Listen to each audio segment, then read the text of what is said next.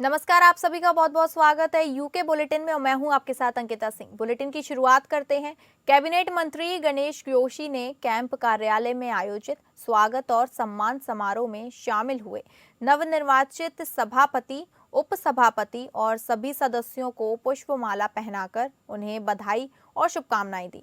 मंत्री जोशी ने नव चुने गए पदाधिकारियों को बधाई देते हुए कहा कि सहकारिता व्यवस्था ग्रामीण अर्थव्यवस्था की रीढ़ है और समितियों के माध्यम से किसानों, युवाओं एवं स्थानीय लोगों को सशक्त बनाने में महत्वपूर्ण योगदान मिलता है।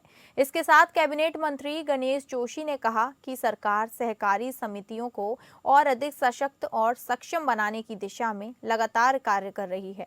उन्होंने सभी नवनिर्वाचित सदस्यों को जिम्मेदारी भाव से कार्य करने और जनता की अपेक्षाओं पर खरा उतरने का आह्वान किया। उन्होंने आशा व्यक्त की कि नई टीम सहयोग और पारदर्शिता के साथ काम करे और समितियों को मजबूत प्रदान करे, क्षेत्र में विकास के सक्रिय भूमिका निभाएगी।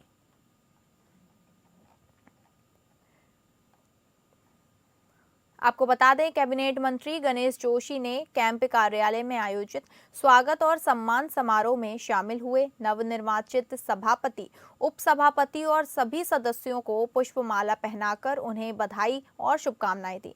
मंत्री जोशी ने नव चुने गए पदाधिकारियों को बधाई देते हुए कहा कि सहकारिता व्यवस्था ग्रामीण अर्थव्यवस्था की रीढ़ होती है और समितियों के माध्यम से किसानों, युवाओं और स्थानीय लोगों को सशक्त बनाने में महत्वपूर्ण योगदान मिलता है।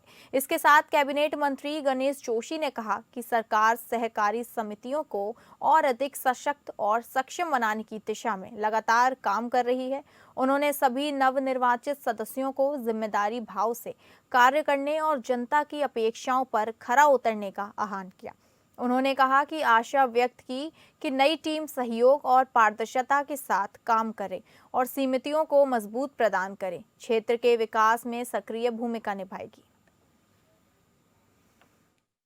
जो विकसित भारत का 2047 का सपना है, उसको साकार करने में ये सहकारिता आंदोलन एक मील का पत्थर साबित होगा। और आज मैं बधाई देना चाहता हूं अपने उन सभी कार्यकर्ताओं को जो अध्यक्ष, उपाध्यक्ष व सदस्य के रूप में निर्वाचित हुए। मेरे विधानसभा क्षेत्र में सभी जगह हमारे लोग विजयी हुए हैं। ये इस बात का प्रतीक है कि आज आम जनमानस भारतीय जनता पार्टी को चाहता है। उनको मालूम है कि अगर देश का विकास, प्रदेश का विकास अगर कोई कर सकता है तो भारतीय जनता पार्टी कर सकती है। इसलिए आज ये लोग चुनकर आए और मैंने इनका यहाँ पर अभिनंदन किया है, स्वागत किया है और इनसे अनुरोध किया है कि आप सीधा जनता से जुड़कर इस सहकारिता आंदोलन को मजबूत करें। कांग्रेस की नई टीम के ऐलान के बाद हरीश रावत लगातार बयानबाजी कर रहे हैं। उन्होंने पार्टी के नए अध्यक्ष से अपील की है कि उन्हें बूथ अध्यक्ष बना दिया जाए। वहीं भाजपा प्रदेश अध्यक्ष महेंद्र भट्ट ने हरीश रावत, प्रीतम सिंह, हरक सिंह समेत पूरी कांग्रेस को आड़े हाथ लेते हुए कहा कि कांग्रेस में 3 लोगों का संगठन है और टीम के ऐलान के बाद जिस प्रकार हल्ला मचा हुआ है वो सभी जानते हैं। महेंद्र भट्ट ने गणेश कोदियाल के नकली बंदूक वाली वीडियो पर भी हमला किया। आपको बता दें, कांग्रेस की नई टीम के ऐलान के बाद हरीश रावत लगातार बयानबाजी कर रहे हैं। उन्होंने पार्टी के नए अध्यक्ष से अपील की कि उन्हें बूथ अध्यक्ष बना दिया जाए। वहीं भाजपा प्रदेश अध्यक्ष महेंद्र भट्ट ने हरीश रावत, प्रीतम सिंह, हरक सिंह समेत पूरी कांग्रेस को आड़े हाथ लेते हुए कहा कि कांग्रेस में 3 लोगों का संगठन है और टीम के ऐलान के बाद जिस प्रकार हल्ला मचा हुआ है वो सभी जानते हैं। महेंद्र भट्ट ने गणेश कोदियाल के नकली बंदूक वाली वीडियो पर भी हमला किया। देखिए, कांग्रेस का संगठन अभी 3 लोगों का बना है और 3 लोगों के संगठन के बाद जिस प्रकार हल्ला मचा हुआ है वो सर्वविदित सब लोग जानते हैं। कांग्रेस में नामित होते हमारे यहाँ चयन होता है। कांग्रेस का जो संगठन बना है उस संगठन के जो परिणाम निकल कर आ रहे हैं वो सोशल मीडिया में हम सब लोग देख रहे हैं। कभी फुस बारूद की चर्चा आ रही है, कभी प्रदेश अध्यक्ष जी को हाथ में एक नकली बंदूक लेकर अपने कार्यकर्ताओं को डराने धमकाने का सोशल मीडिया में मैं देख रहा हूँ। कभी मैं देख रहा हूँ कि जो व्यक्ति प्रदेश के मुख्यमंत्री हों वो ये मैसेज दे रहे हैं कि हम पर बूथ पे कार्यकर्ता नहीं है, वो बूथ अध्यक्ष बनना चाह रहे हैं। तो अभी कांग्रेस का स्वरूप जिस दिन बनकर आएगा वो हम सबके सम्मुख होगा। मैं उससे हम कोई कांग्रेस के स्वरूप से संगठन से हमें कोई लेना देना नहीं, हम अपने संगठन को मजबूती देंगे। 26 नवंबर को पूरा देश संविधान दिवस मनाएगा। इस अवसर पर उत्तराखंड शिक्षा विभाग द्वारा सभी शैक्षणिक संस्थानों के लिए ये आदेश जारी किया गया है कि वंदे मातरम का गान इस दिन अनिवार्य रूप से किया जाए। इसी को लेकर मदरसा बोर्ड भी ये पहल करने जा रहा है। मदरसा बोर्ड के अध्यक्ष मुफ्ती शमून कासमी का कहना है कि वो मदरसों में जाकर वंदे मातरम गायन के लिए सभी को प्रेरित करने का काम कर रहे हैं। आपको बता दें 26 नवंबर को पूरा देश संविधान दिवस मनाएगा और इस अवसर पर उत्तराखंड शिक्षा विभाग द्वारा सभी शैक्षणिक संस्थानों के लिए यह आदेश जारी कर दिया गया है कि वंदे मातरम का गान इस दिन जरूर लिया जाएगा। इसी को लेकर मदरसा बोर्ड ने भी ये पहल करने जा रहा है। मदरसा बोर्ड के अध्यक्ष मुफ्ती शमून कासमी का कहना है कि वो मदरसों में जाकर वंदे मातरम गायन के साथ सभी को प्रेरित करने का काम कर रहे हैं।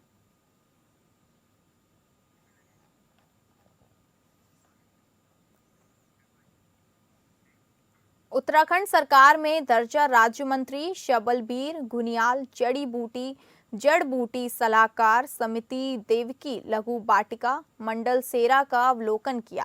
उत्तराखंड सरकार द्वारा जनपद बागेश्वर आगमन पर मंडल सेरा बाईपास रोड स्थित देवकी लघु बाटिका मंडल सेरा का अवलोकन किया। रमा मलडा पूर्व ग्राम प्रधान मंडल सेरा द्वारा पुष्प गुच्छ भेंट कर उनका स्वागत किया गया। वहीं पर्यावरणविद और वृक्ष प्रेमी किशन मलडा ने देवकी लघु वाटिका द्वारा किए जा रहे पर्यावरणीय प्रयासों की जानकारी दी। अवलोकन करते हुए वाटिका में विशेष औषधीय बहुउपयोगी रोजगार पूरक बेहद दुर्लभ सीलिंग प्रजाति के पौधे की जानकारी प्राप्त की एवं अत्यंत महत्वपूर्ण बताया। साथ ही मुगा रेशम की खेती के साथ संयुक्त रूप से पशुओं से सुरक्षित बताया गया।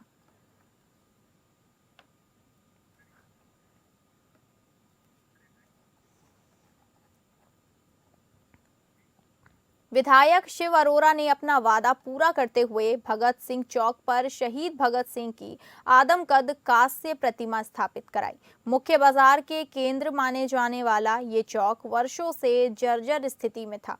विधायक अरोरा ने बताया कि चौक का सौंदर्यीकरण उनकी विधायक निधि और पर्यटन विभाग की मदद से किया जा रहा है। करीब 7 कुंटल वजन और लगभग 20 लाख की लागत से निर्मित ये प्रतिमा ऊधम सिंह नगर जिले की पहली भव्य कांस्य प्रतिमा बताई जा रही है। उन्होंने कहा कि प्रतिमा स्थापित होने से चौक का स्वरूप पूरी तरह बदल जाएगा और यह क्षेत्र के लिए आकर्षण का केंद्र बन जाएगा। जल्द ही बड़े स्तर पर भव्य अनावरण समारोह आयोजित किया जाएगा। विधायक के चौक पहुंचने पर गुरुद्वारा कमेटी, व्यापारी संगठनों और विभिन्न सामाजिक संस्थानों ने उनका स्वागत कर धन्यवाद व्यक्त किया और इस पहल की सराहना की।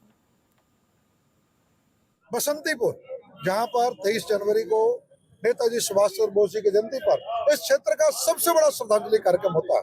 वो भी मैंने संकल्प लिया था कि नेताजी सुभाष चंद्र बोस जी की भी एक ऐसी आदमकद कांस्य प्रतिमा हम स्थापित करेंगे। उसका भी आज अभी हम वहां पर स्थापना जो है नेताजी सुभाष चंद्र बोस की जो प्रतिमा की स्थापना का काम है वो भी अभी वहां आरंभिक स्तर पर हम करके आए हैं। वहां पर बसंतीपुर में ग्रामीण क्षेत्र में नेताजी सुभाष चंद्र बोस की भी ऐसे ही 6 फुट की प्रतिमा, 7 कुंटल की ब्रॉन्ज की, कांस्य की और ऐसे ही शहीद आजम भगत सिंह जी की ये यहाँ पर होगी। ये निश्चित रूप से युवाओं के लिए बहुत बड़ा प्रेरणा देने वाला होगा और बहुत आनंद का दिन है। सबको बहुत बहुत बधाई, बहुत बहुत शुक्रिया। उत्तराखंड के रजत जयंती वर्ष पर प्रधानमंत्री द्वारा दिए गए आयुष के क्षेत्र में सुझाव को लेकर सरकार ने इस पर गंभीरता से काम करना शुरू कर दिया है।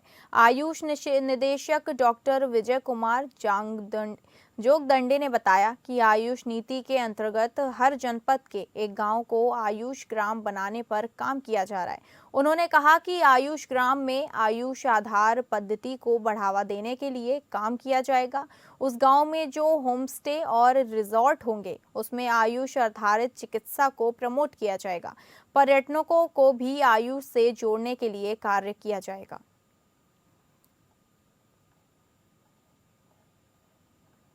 के राज्यों में हम लोग जो है आयुष नीति के अंतर्गत आयुष ग्राम तैयार करने का हमने लक्ष्य निर्धारित किया हुआ है। तो शुरुआती दौर में प्रत्येक जनपद में एक आयुष ग्राम को तैयार करने का लक्ष्य निर्धारित किया गया। उसके ऊपर कार्य योजना भी तैयार की जा रही है और भारत सरकार की राष्ट्रीय आयुष मिशन के अंतर्गत कुछ ग्राम पंचायतों में इस प्रकार की गतिविधियों को पिछले वित्तीय वर्ष से प्रारंभ किया जा चुका है। आगामी वर्ष में भी उन्हीं ग्रामों को बेहतर ढंग से और विकसित करने के लिए और उसमें कार्य योजना बनाई जाएगी। उसमें प्रमुखता से आयुष आधारित चिकित्सा पद्धति का उस ग्राम में बढ़ावा दिया जाने का उसमें प्रयास किया जाएगा। सरकारी जमीनों पर अवैध अतिक्रमण के खिलाफ थामी सरकार का बुलडोजर एक्शन लगातार जारी है, जिससे अतिक्रमणकारियों में एक बार फिर मच गया हड़कंप। इसी क्रम में तहसील विकासनगर की टीम ने अवैध अतिक्रमण के खिलाफ बुलडोजर कार्यवाही शुरू कर दी है। बता दें कि विकासनगर तहसील प्रशासन की टीम ने पूर्व में भी डाक पत्थर, नवाबगढ़, भीमावाला, ढकरानी, डालीपुर और कुल्हाड़ क्षेत्र में यूजेवीएनएल की सरकारी जमीनों पर बड़े पैमाने पर हुए अवैध कब्जों को कब्जा मुक्त कराया था। इस बार भी इन्हीं क्षेत्रों में बीते सप्ताह चिन्हित किए गए 6 ग्रामीण क्षेत्रों में 111 अवैध कब्जों और उस पर किए गए निर्माणों को बुलडोजर की मदद से कब्जा मुक्त करने की कार्यवाही शुरू की गई है। एसडीएम विकासनगर और एसपी देहात की अगुवाई में सरकारी जमीनों पर बनाए गए वकीलों के चैम्बर, ग्रामीणों के अस्थायी निर्माण और अवैध कब्जा कर बनाए गए मकानों के खिलाफ ये कार्यवाही जारी है। एसडीएम विनोद कुमार का कहना है कि मुख्यमंत्री पुष्कर सिंह धामी के दिशा निर्देशों पर सरकारी भूमियों से अवैध अतिक्रमण हटाने जाने की कार्यवाही लगातार जारी है और जो आगे भी जारी रहेगी।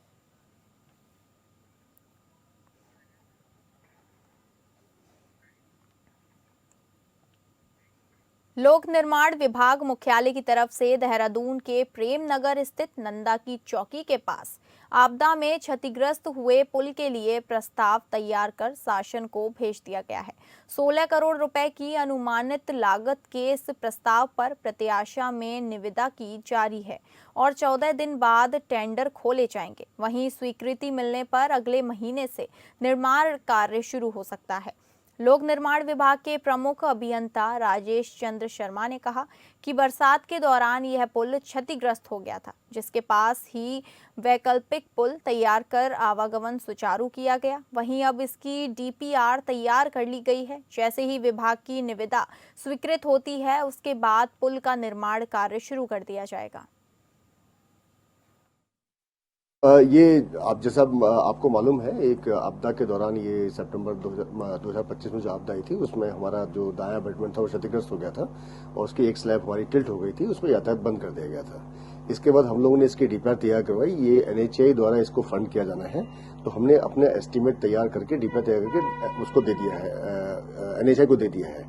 और इन एंटीसिपेशन सैंक्शन हम लोगों ने, ताकि हमारा समय बचे, तो हमने उसकी निविदा फ्लोट कर ली है। जैसी वहां से स्वीकृति होती है, निविदा प्राप्त होती है, तो उसके बाद हम तत्काल कार्य प्रारंभ करते हैं। अनुसूचित जाति आयोग के अध्यक्ष मुकेश कुमार ने महुआ डाबरा अपने कार्यालय में प्रेस वार्ता कर सरकार की उपलब्धियों और जन कल्याणकारी योजनाओं के बारे में बताया और भारत सरकार द्वारा उत्तराखंड सरकार को पुरस्कार में दिए गए 200 करोड़ रुपए के लिए भारत सरकार का आभार व्यक्त किया। वहीं मीडिया से बातचीत में उन्होंने कहा कि मुख्यमंत्री पुष्कर सिंह धामी के नेतृत्व में राज्य नए नए आयाम को छू रहा है। खनन को लेकर प्रदेश भर में तरह तरह के आरोप लगते थे, जिस पर पिछले 2 साल में मुख्यमंत्री और खनन विभाग ने पारदर्शिता नीति अपनाते हुए जो पहले प्रदेश भर में 200 करोड़ रुपए का राजस्व नहीं जाता था, वो इस बार 1100 करोड़ रुपए का राजस्व पहुंचा है। कई गुना राजस्व बढ़ा है। उसी के तहत भारत सरकार ने भी इसकी प्रशंसा की है।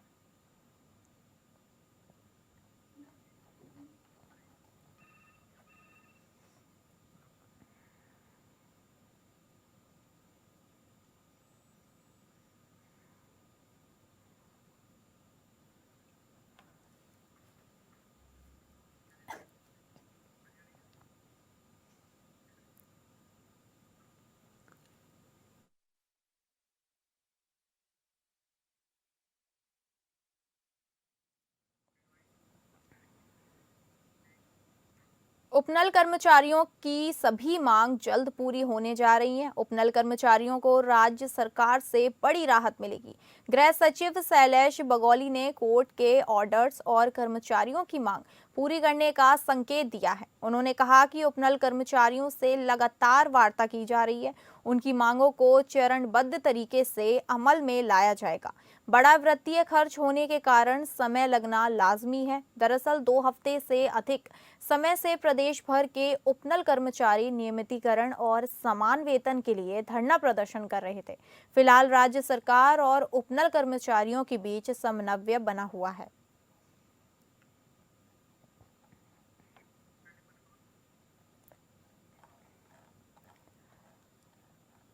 आपको बता दें, उपनल कर्मचारियों की सभी मांग जल्द पूरी होने जा रही हैं। उपनल कर्मचारियों को राज्य सरकार से बड़ी राहत मिलेगी।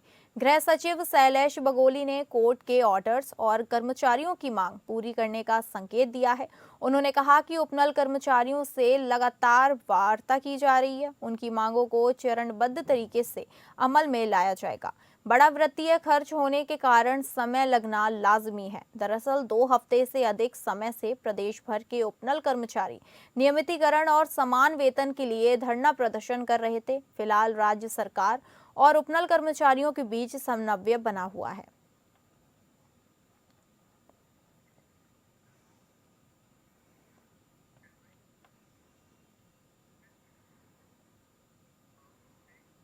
नर्सिंग सेवा संघ उत्तराखंड के संरक्षक विजय चौहान ने प्रेस वार्ता में बताया कि नर्सिंग अधिकारियों की भर्ती के 690 पदों का विज्ञापन उत्तराखंड चिकित्सा सेवा संघ आयोग द्वारा परीक्षा के माध्यम से निकल गया है, जिसे तुरंत वापस लिया जाए। नए पदों को स्वीकृत करवाकर नर्सिंग भर्ती नियमावली में संशोधन करके कम से कम 1500 पदों की भर्ती वर्षवार सीनियरिटी के आधार पर अतिशीघ्र निकाली जाए। इसके अलावा उन्होंने मांग की है कि जो बेरोजगार नर्सिंग अधिकारी ओवर एज हो गए हैं, उनके लिए भर्ती विज्ञापन में कम से कम 2 वर्ष की आयु सीमा में छूट दी जाए। साथ ही अन्य राज्यों के नर्सिंग अभ्यर्थियों को नई भर्ती में शामिल नहीं किया जाए, क्योंकि वहां फर्जी प्रमाण पत्र तैयार करके यहां रजिस्ट्रेशन करवा रहे हैं, जिससे यहां के मूल निवासियों का भविष्य संकट में पड़ गया है।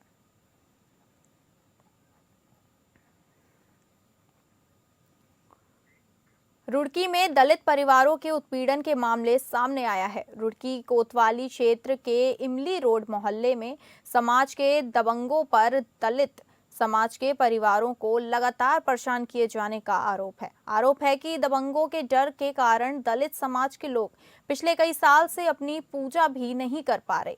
इस मोहल्ले में पाकिस्तान जैसे हालात बने दिखाई दे रहे हैं। दबंगों के द्वारा गुंडागर्दी करते हुए दलित समाज के पूजा स्थल पर ही मांस के टुकड़े और अवशेष डालने का भी आरोप लगा है।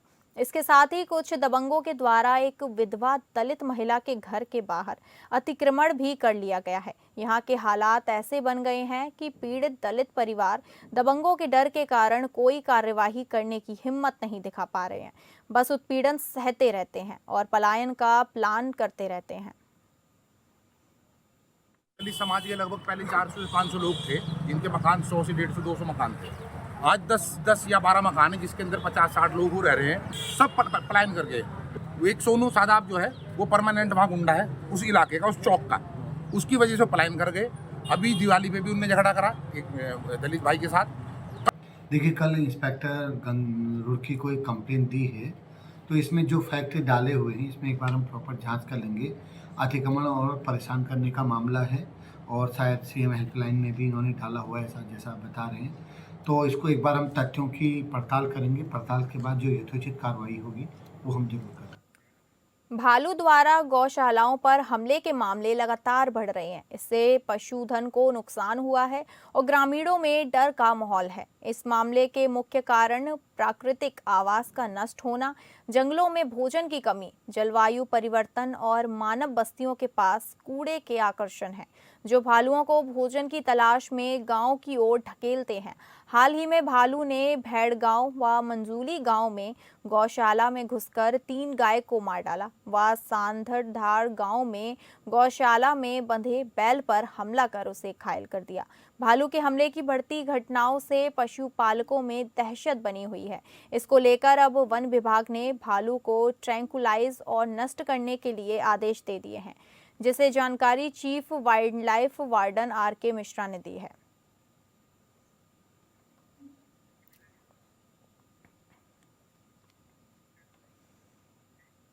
बागेश्वर जनपद के गरुड़ ब्लॉक अंतर्गत लाहौर घाटी के गनी गांव क्षेत्र में गुलदार का आतंक बना हुआ है।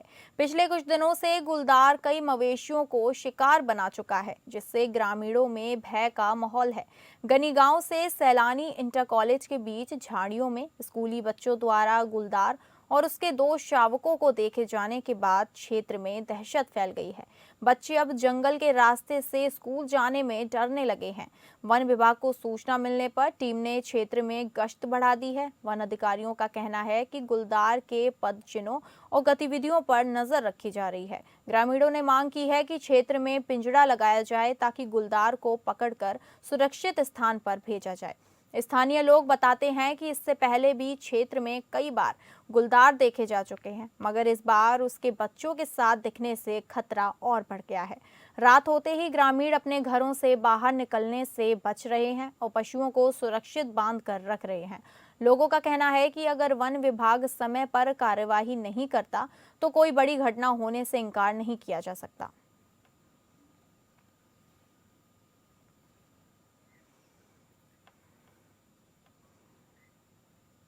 फिलहाल यूके बुलेटिन में बस इतना ही। नमस्कार।